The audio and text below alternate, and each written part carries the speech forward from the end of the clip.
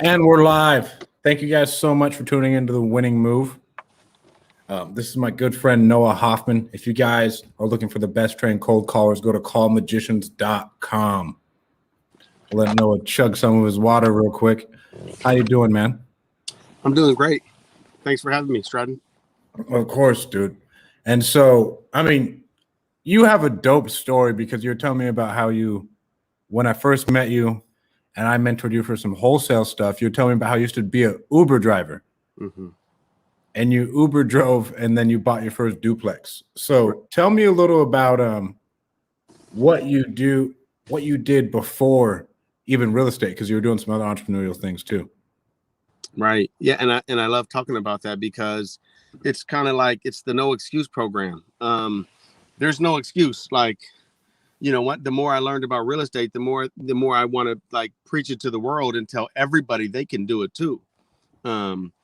But yeah, so I had to drive 60 hours a week on average for Lyft and Uber. And back in 2015, there were certain bonuses, and you like a big chunk of your weekly income would only come if you hit those bonuses. And to get those bonuses, I had to hit 120 rides a week. And so you had to start Monday morning real strong to even try to get that. So, you know, I would drive, sometimes I would start as early as 4:30, but I would want to make sure I'm in San Francisco by 5:30 because the metering lights come on the Bay Bridge at 5:30. And if you don't get there before 5:30, then the traffic starts to back up on the bridge. So I would make sure I'm in the city by 5:30. I would drive till about 9 or 10 a.m. I would go home, take a break. And on certain days, if I had a carpet cleaning job, because I also had a carpet cleaning business, usually I would schedule my carpet cleaning jobs for my Uber break, between like, 11 a.m. and maybe 1 p.m., something like that, just one job right there in the middle. And then I would, get back into the city by like 3 to 4 p.m. and then drive until about 8 p.m. So I was averaging about 60 hours a week. And that would, that got me maybe 80 grand in a year. And that's what that, and then so I didn't even like write off all the business expenses I could have, because I was trying to qualify for to buy, get a mortgage.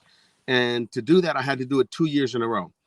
Self-employment income works, but you have to do it 2 years in a row. So I had 2 years of Uber and Lyft, 2 years of carpet cleaning, 2 years of Airbnb income also. So I had started doing Airbnb way back in 2012. So I just was managing a couple of units back then, starting with one.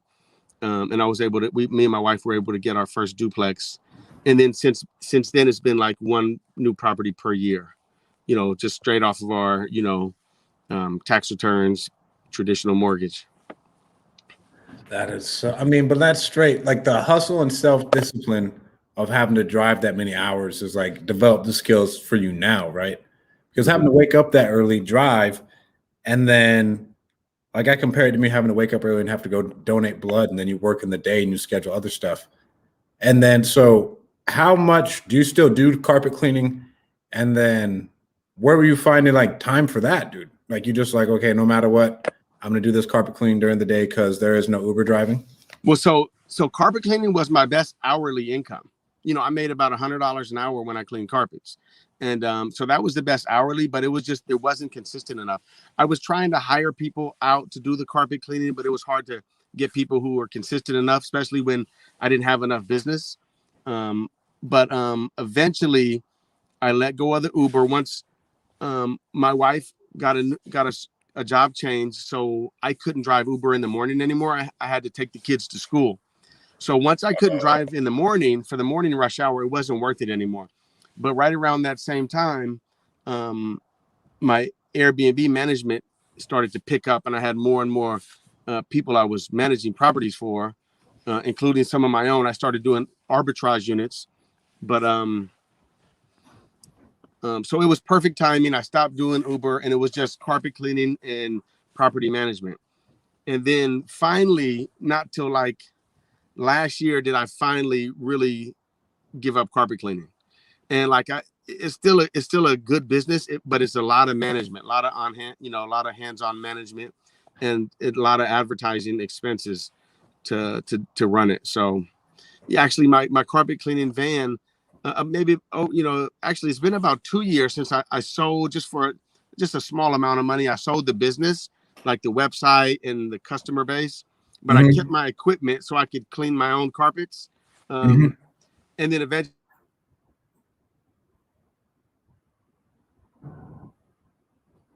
I can't hear you, Noah. yeah, sorry about that. There you are. Okay. I can hear you now. Yeah, but sorry about that. A call came in, but eventually, yeah, sorry I had to do this on my phone because it's a long story. But actually, Don't worry, bro. I got a laptop. I should have popped that open and got on my hotspot here. That's right. Don't worry, bro. Yeah. And so, where were we? You talking about carpet cleaning, dropping off, and you really only did it for you did up until last year. Well, no, really, it might have been like probably 2 years ago is when I stopped trying to do it actively. But I kept the van for another year, and Okay. yeah. And then, how did you end up selling that business? Like, what did that look like? What steps did you even go through if someone wanted to sell their business? I just put it on Craigslist, man. And actually, I met a really cool guy, who it was an Israeli guy, and he didn't have his social security yet, his number yet. He was getting married here, but I just put it on Craigslist, and I said I can sell you the business with the equipment or without the equipment. And we met up at the Starbucks in at Lakeshore in Oakland, and we were going back and forth. And and then what happened was, because he didn't have his social security, he couldn't accept credit cards, didn't have banking. We decided to work together for a few months, and so I learned a lot of his sales techniques, and I'm trying to get him into real estate now because he's such a good guy. But I gave it a couple $1,000s. I just gave him because I wanted out, and I just gave it away basically. Yeah. You still sold it though for something. Right.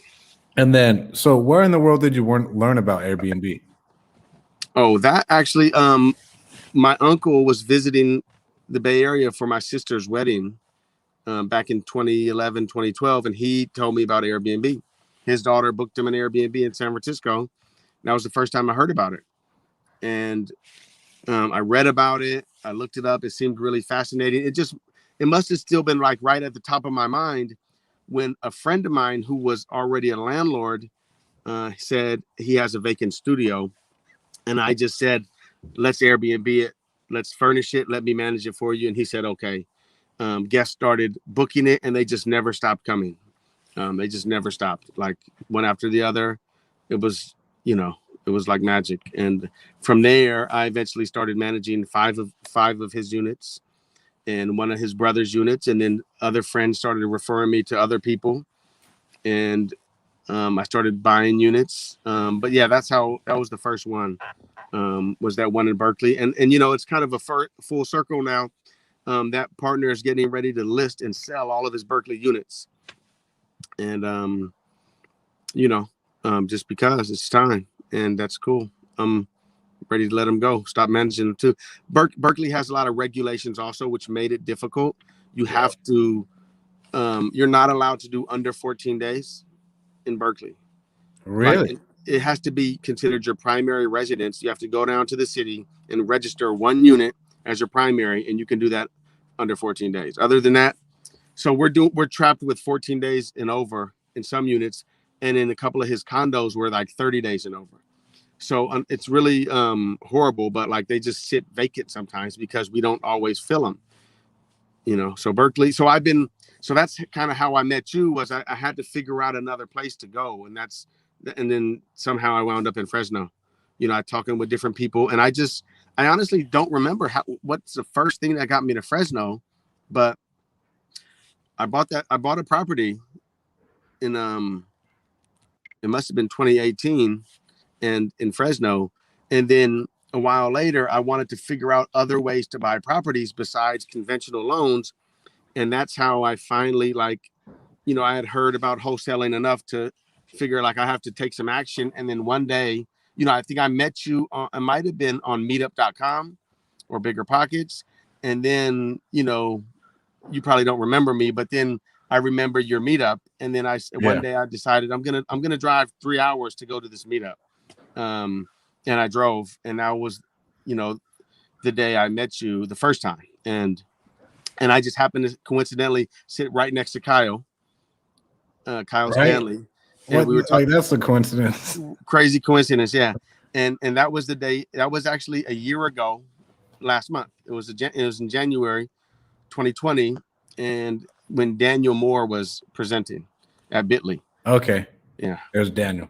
Yeah. And I got really excited about it, and I really was feeling it. So I flew in February. I flew to Dallas to go to one of Daniel Moore's events.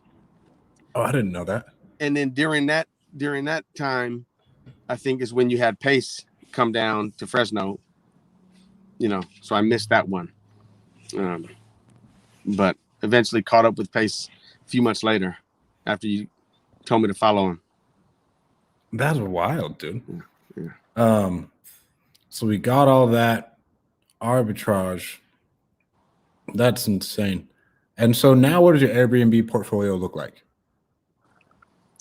So it's always in a little bit of flux, but we might be I might be downsizing 5 units in Berkeley coming up here soon.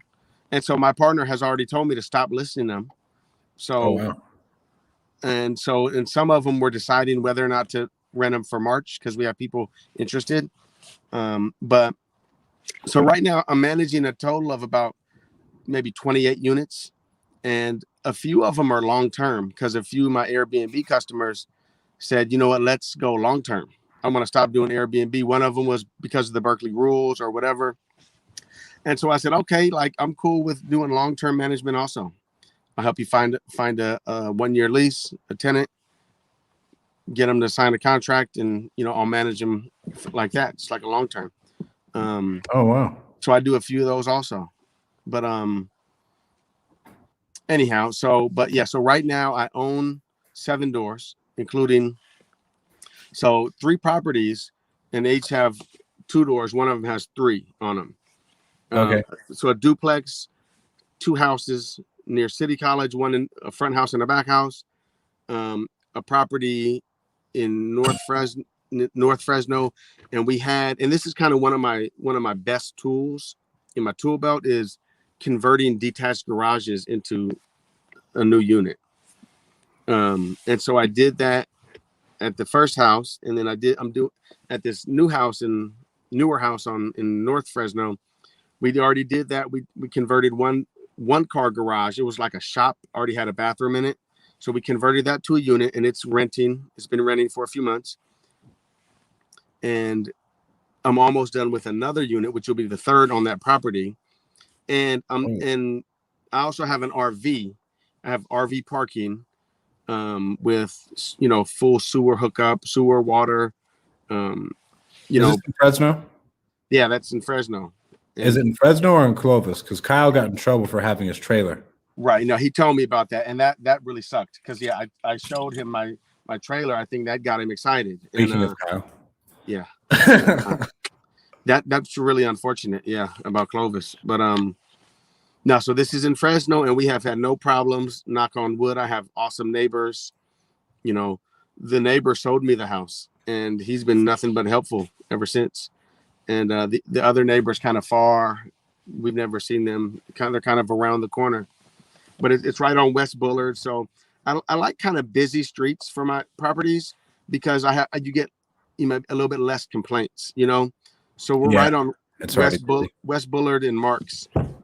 So I have one neighbor that's close enough to see my property and hear it, and he's awesome. And then no other neighbor is close enough to notice anything.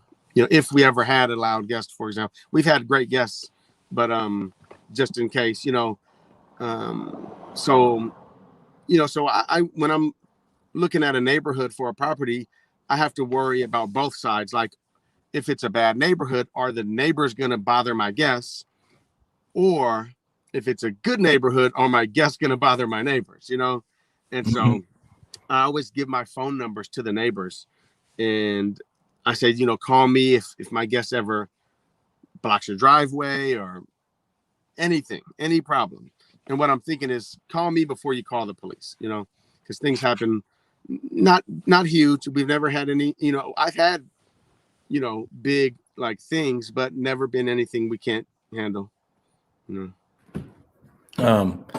And so are these all in Fresno now? Do you have some? You have one in the Bay, right? Or two in the Bay? No, so yeah, so most are still in the Bay. So let's see here. So I arbitrage 5 units in Richmond. So I rent them from the owner. And by the way, that guy, the owner, he was a carpet cleaning customer, and I used to clean his apartments. And I would tell him about Airbnb, and he would always say, "No, not now." And basically, it took him 1 year to say, "Okay." I bumped into him in a Home Depot, mentioned it again. He said yes because rent control just kicked in Richmond. So, and he just had a bad relationship with his tenants, some vacant units, well, 1 unit. And so we started with 1. I offered him over market rate for that 1 unit and a full month deposit. And he saw the way I took care of his property, and he really liked it. And the next time he had a vacant unit, he said, hey, would you want another one? I said, yes, but I can't give you a full month deposit. How about half? He said, okay. And then the next unit he had, I said, okay, how about no deposit? He said, okay. So, you know, so the more we work together, kind of the better the deals get. And so I also manage another unit for another guy in Richmond. So that's 6 in Richmond. There was another one that recently got sold. And then there's 5 in Berkeley still. And then there's another 3 long-term rentals that I manage in the East Bay, Richmond, El Cerrito, Berkeley, and I own the duplex in Richmond. So one of them the upstairs guy is a long-term tenant who's been there from before we owned it. And he'll never leave. Never leave. No, never leave. And the downstairs is a short-term rental. Yeah. And then so in Fresno, I manage my properties. I was managing another one that recently got sold, and I'm help them manage their own unit. The one down in South Tower. I was a partner on that property, but a friend bought us out, me and my other partner. So but I'm helping them kind of get on their own feet, self-managing it. Another one I manage in Clovis. And so me and Gerald, we're gonna set one up in the next month in a condo in Fresno. And me and Rudy have the house in Bakersfield, 4-bedroom, 2-bath, hot tub and a pool in the ground. So that's my favorite house right now, is the Bakersfield house. Why is it your favorite? Well, because it's 4-bedroom, 2-bath, hot tub, pool in ground. It's gonna make the most money. And you know, certain cities like Fresno and Bakersfield don't charge Airbnb taxes. Everything in the Bay does. Even Florida, all of Florida, Texas, Tennessee, they don't ban Airbnbs, but they tax it. And taxes are fine, but it's nicer when they're not taxed. Like the city of Fresno decided we're not taxing Airbnbs. So when you go to book an Airbnb, when you click to check out, it'll show you like a few lines of what you're paying, like the reservation cost, the cleaning fee, the service fee. And some cities have a occupancy tax, and some don't. Bakersfield and Fresno don't. And that really helps out by not charging that tax. So those are a couple of reasons. But so I just set up a house for maybe 5 months ago. I set up a house for Pace in Las Vegas. 2 months ago, one in Arizona, in Goodyear, near spring training outside of Phoenix. I'm setting one up right now, actually, in Dallas for him. I'm setting it up remotely with a helper on the ground, and I'll be out there to help wrap it up in another week or two. And that's gonna be the biggest house so far. It's 6 bedrooms, 2 baths, huge in-ground pool and hot tub also. And how in the world, like, how do you manage all these things remotely, right? Because you're in 5, 6 different states. Yeah. Oh, yeah. And so we have the Hawaii one also. And I've never been to Hawaii yet, but so I just meet people. I have to get good at, and I've been practicing ever since so I guess I didn't mention I used to manage 4 units in Vegas. And the first time I managed a unit remotely, it was a friend of mine's brother owned a condo in Vegas and said, "Can you manage this unit in Vegas?" And I said, "No, that doesn't make sense. It's too far." And they said, "We have a nephew on the ground. Maybe you could just, try your best and see if it works." And I said, "Okay, I'll try." And it went great. I hired house cleaners on Craigslist and handyman, and just everything went smooth. And years passed by with no problems. And then I expanded a few more units. That guy bought a couple more units. His brother bought a unit. And then even one of the guests was like, "Hey, I just bought a property in Vegas. Can you manage mine for me too?" So that happens, and it's all about practicing that delegation and management. So now, and because I came from Berkeley, which is regulated and has all these problems, like I had to learn how to go outside of this area. And after Vegas, that gave me the confidence to go to Fresno. And I thought, okay, well, Fresno is closer than Vegas. Mm-hmm. And I can drive down, in a few hours if I need to. But Fresno kind of reminded me of out of state prices. So it was awesome. And so you've built your teams, and then are you like the long-term model a little bit more, right? Like, will you book them out for a month to 3 months instead of like going days, right? Right. So I've practiced with different models or different kind of strategies. And my partner who owned the Vegas unit, he said, he wanted to be, 1 night minimum. So, because Vegas is a real tourist town. So we did 1 night minimums in Vegas, and that was fine. But and so a lot of times people would just be there 1 or 2 days, 3 or 4 days. But once in a while, people still might book it for a month or two. But I optimize my calendar for longer stays, like several weeks or a couple of months, like for nurses and things like that. Mm-hmm. The way I'll do that is Airbnb lets you do it in the calendar settings, and I use other property management software that also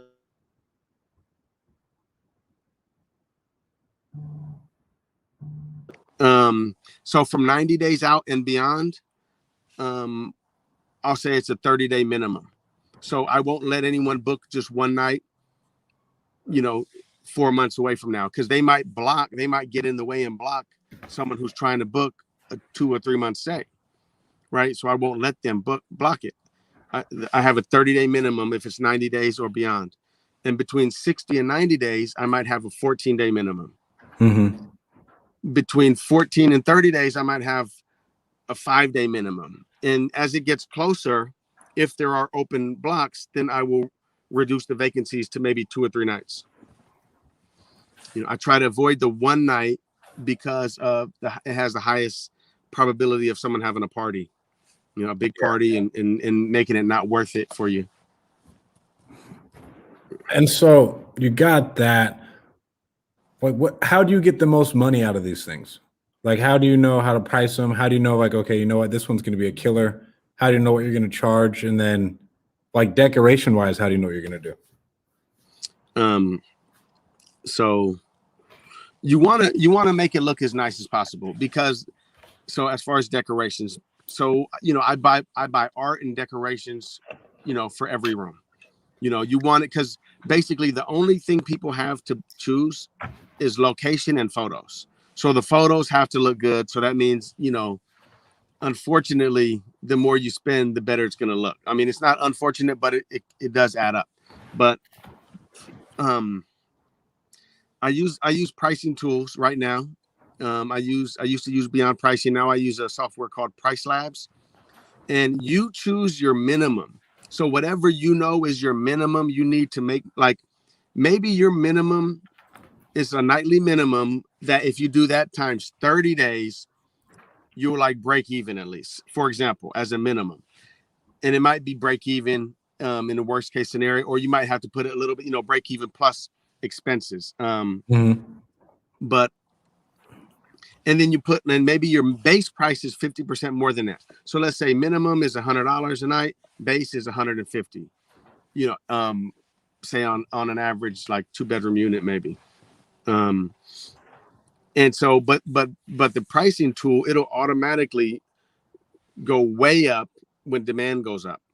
So if there's an event in town, or if other units are getting booked up, then your unit will go up in price also. So it's just like how airlines and hotels go up and down automatically. Like every day it's different. You don't, this software does it. So I definitely utilize that. And I tested it for years without being 100% sold, because some of the owners I worked for liked it, some didn't. But now I've decided, I went all on, and every unit is connected to dynamic pricing tool. And does that make it more passive for you? Like you don't even worry about it. Like the tool's can take care of it. Right. So the yes. So for sure, I don't have to worry about the pricing as much. It's like I'm not going to accidentally book too cheap. But I actually also hired another guy, and he's like a revenue manager, and he is another set of eyes to look at all my prices. He logs in, and he's in another country. He's actually in Sri Lanka, and he'll log in and look at, and he used to work for some hotel, and he'll log in and look at my prices and look at my availability, and how far out I'm booked. If it's doing well, he raises the prices. He might tweak, even his suggestion is we use a pricing tool, but he'll go in and double check it with some human eyes, and he'll make little adjustments in the software every day or 5 days a week. Where'd you find him? I found him on Upwork. I was looking for an assistant, which I found, but then he sold himself to me also, and I said, okay, we'll try you out. Another tip that I just signed up for today, breaking news, is Walmart. It used to be called Walmart Grocery, but now it's called Walmart Pickup and Delivery. It's one of the Walmart services. It's not the normal Walmart website, but they have a thing. It used to be called Walmart Grocery, and so now I have my assistant, and she's scheduling deliveries of supplies to every property, and it will and you can have the delivery come in a 1 hour window, like between 1 and 2 on certain checkout dates. So just for cleaners, just for the house cleaners to stock the house with toilet paper, paper towels, all the supplies needed. So I'm signed up to Walmart Plus, which is like $130 a year or something, and then so I get all those deliveries for free, free delivery. Man, that's powerful. Yeah. That eliminates a lot of nonsense for you now, to where right, because we have to go. We have house cleaners. Imagine a house cleaner or a helper charging me $30 to go buy something from the store just because of their time. So now all this stuff is going to be scheduled. I've been trying to schedule it over the years, but Walmart is going to help a lot because I have the 1 hour window now, and I use Amazon also, but Amazon sometimes has higher prices because everyone's trying to sell on Amazon and raise the prices. Walmart's a little bit more steady price. That's really cool. Yeah. And so, how did COVID affect your business? Well, in mid-March, there was a little bump. There was 2 to 3 weeks vacant and a few units, but a lot of other units already were booked. Like we already had workers in there, and they stayed, and it was okay. So my business actually did okay during COVID. A couple of units I rented out at cost, so I lost money. So when I was looking back, crunching the numbers for 2020, one of my arbitrage units, I basically broke even over the whole year. Another unit. Are you going to drop that unit? Like, what does that look like? No, it was because of COVID, though. It was because of COVID. But I'm slowly moving out. I'm slowly trying to unwind some of those arbitrage units. I'm still making money, but not as much as I could if I was doing arbitrage in Fresno, for example. In rich, like I can rent a 3-bedroom house, fully furnished, with all utilities paid in Fresno for $3,400 or in Richmond for $3,400. That's about an average price. So it's like, but my mortgage is way higher out here. Way higher. Or the rent is way higher. So I'm still making money out here, but I would do a lot better if I was doing arbitrage in Fresno or Bakersfield. So I'm cool with slowly unwinding these. Sometimes So this one house that I'm arbitrage here, it's the 4-bedroom. I've consistently made over 1,000 a month on that one house, between 1 and 2,000 a month. So that one, I'm cool with keeping it. But the other ones, it was like a few hundred a month, which is cool. It's all cash flow, but sometimes the juice isn't worth the squeeze. Yeah, I mean that's a lot of headache for only a couple $100 a month. Like that's Right. just a basic rental at that point. Exactly. Right. But these are rentals that I don't own, so I'm making money from them. But yeah, so I've had a talk with the owner and let him know that, I might be looking at handing some of these back to him at some point, while more and more of my time is focused in other areas. And what other areas are you looking at, and how did you get your name out there for like people to like come to you like, hey man, I want to do this, and you're like, okay, I'll do it. Let's partner on it. It's all word of mouth.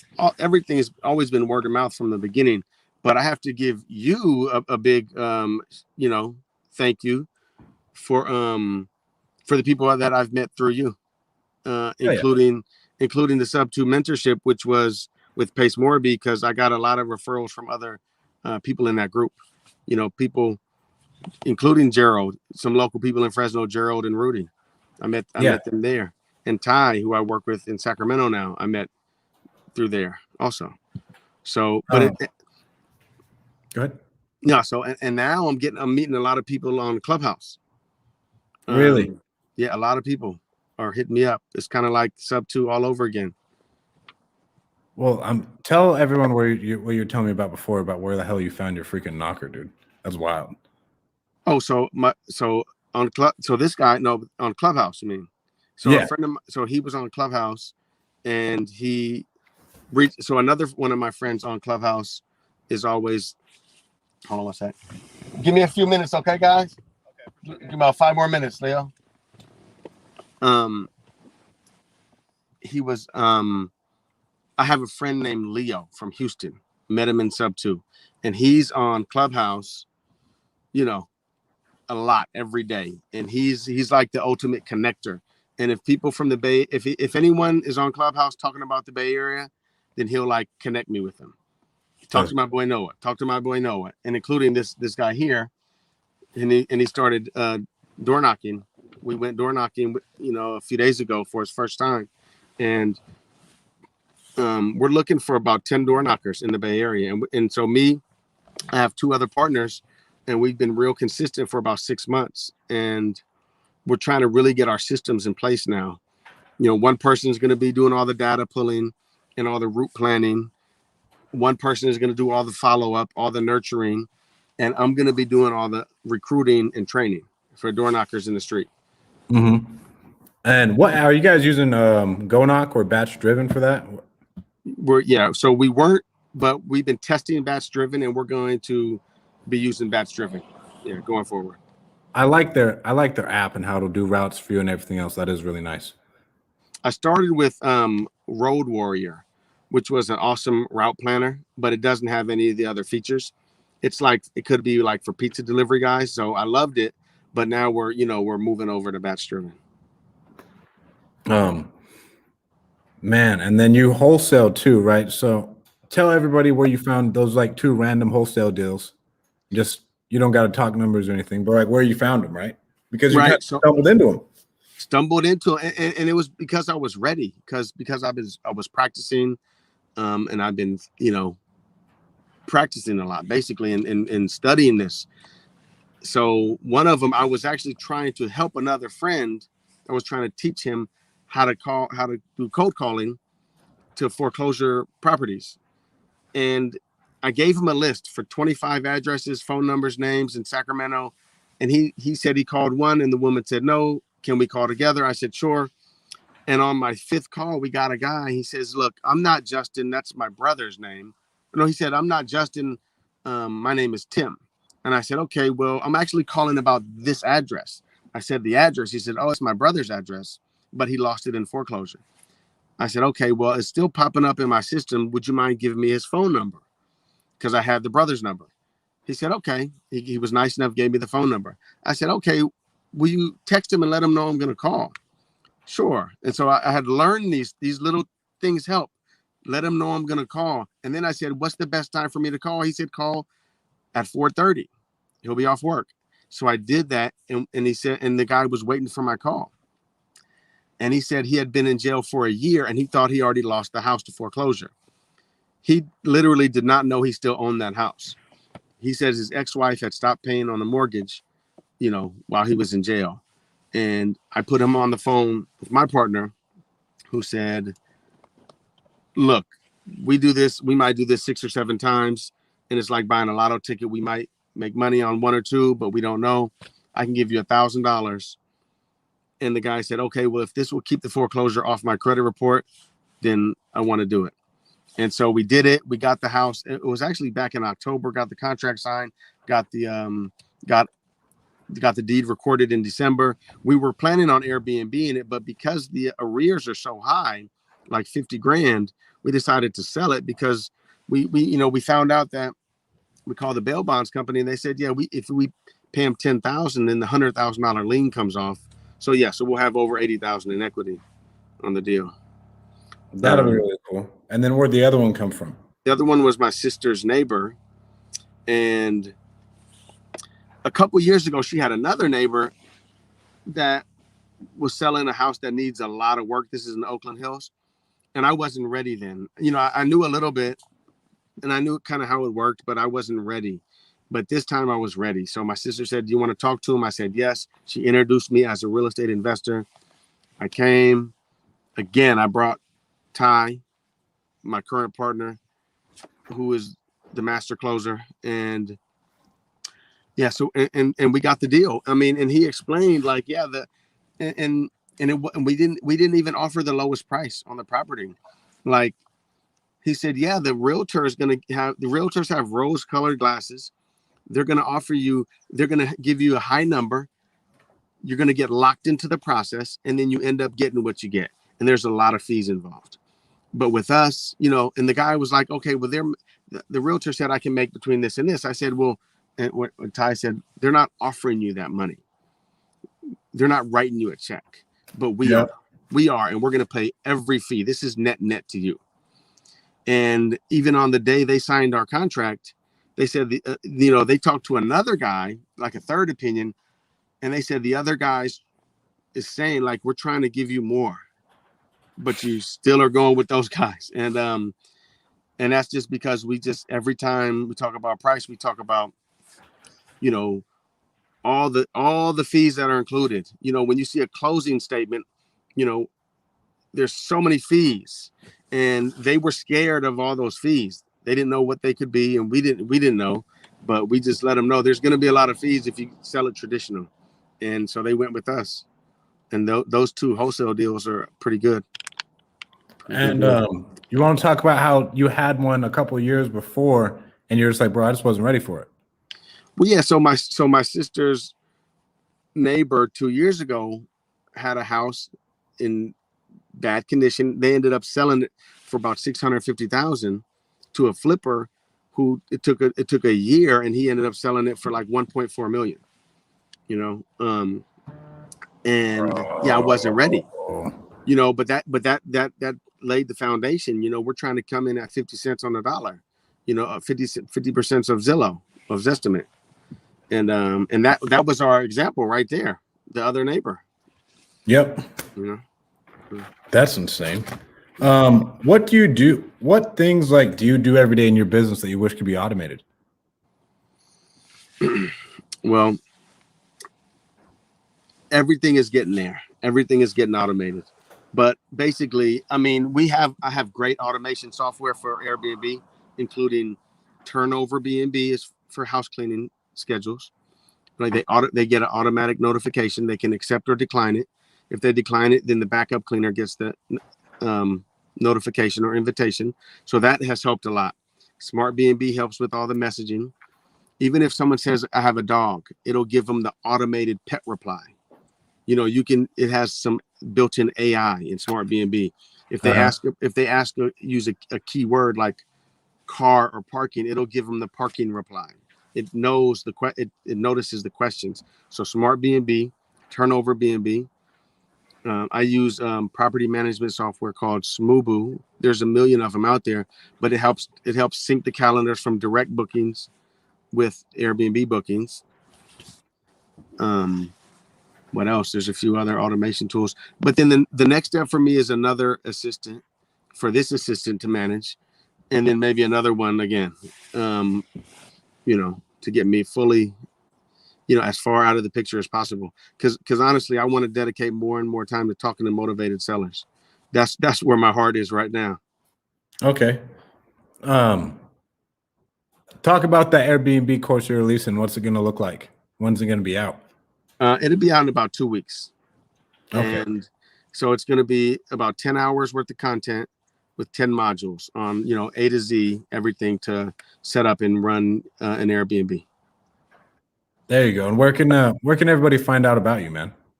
My Instagram is Airbnb King Noah. And that's the best place to reach out to you? Best place for now. Yep. Okay, man. Thank you so much. Do you have any parting words? Anybody parting words for someone trying to get into Airbnb? I say reach out to Stratton. And you still there, Noah? Oh, he's gone. Well, thank you guys so much for tuning in, and you guys have a great day.